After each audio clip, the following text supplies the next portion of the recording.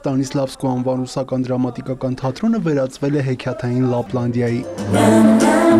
Ես չեմ ամփերում, շատ ու շատ եմ ուզում, ճամփորդել ես կյանքում։ Սանտա Կլաուսի վերջին ամանորն է, առջևում նոր Սանտայի ընտրությունն է։ Հեքիաթի գլխավոր հերոսը որոշում է գտնել այն միակին, որը պատրաստ է կյանքը նվիրել երեխաներին ու երկար տարիներ նրանց պարգևել ամանորի հրաշքը։ Ներկայացումը երկու լեզվով է, հայերենով եւ ռուսերենով, կարծում եմ հետաքրքիր է երեխաներին, որտեղ իրենց սիրելի Սանտա Կլաուսի կերպարն է, այս ռուսական տարբերակում Դեդ Մորոզի,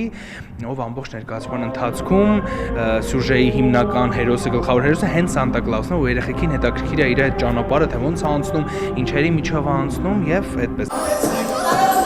Այս գունեղ ներկայացման մեջ իր կարևոր դերակատարումն ունի դերասան Գրիգոր Խոջայանը։ Նոր Սանտայի գլխավոր օգնականի կերպարում է, սիրում է խաղալ մանկական ներկայացումներում, ասում է փոքրիկ հանդիսատեսից միայն դրական էներգիա ու ջերմություն է ստանում։ Իրան տալիս են էլիքսիր, որը տալիս է 100 տարվա կյանք, որ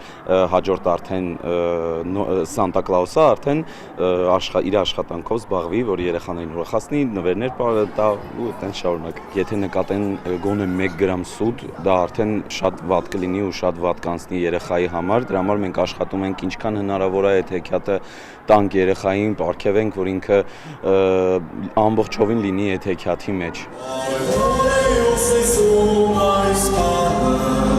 Թատրոնի տնօրեն Սուրեն Շահվերդյանի խոսքով դահլիճի նոր նստատեղերի հարմարավետությունն առաջինը գնահատել է ամենաանկեղծ հանդիսատեսը։ Փոքրիկների համար ներկայացումը խաղում են օրը 4 անգամ։ Քննարկեցինք, թե ինչն է այսօր երեխաներին հետաքրքիր, եւ մենք ունենք ներկայացման երկու տարբերակ։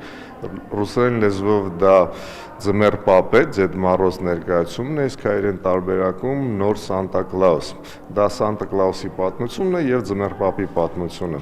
Այն երեխաները իդեպ ովքեր որ դիտել են ռուսերեն լեզվով եւ հասկանում են հայերեն, հետաքրքրված են նաեւ Սանտա Կլաուսով այդ տարբերակով նրանք երկու անգամ են նայում։ Հեղինակները կարծում են, որ ներկայացում ստացվել է, այն ինտերակտիվ է փոքրիկ հանդիսատեսի ակտիվ մասնակցությամբ։ Յուրա Վահանյան, Հովհաննես Քյոսեյան, լուրեր։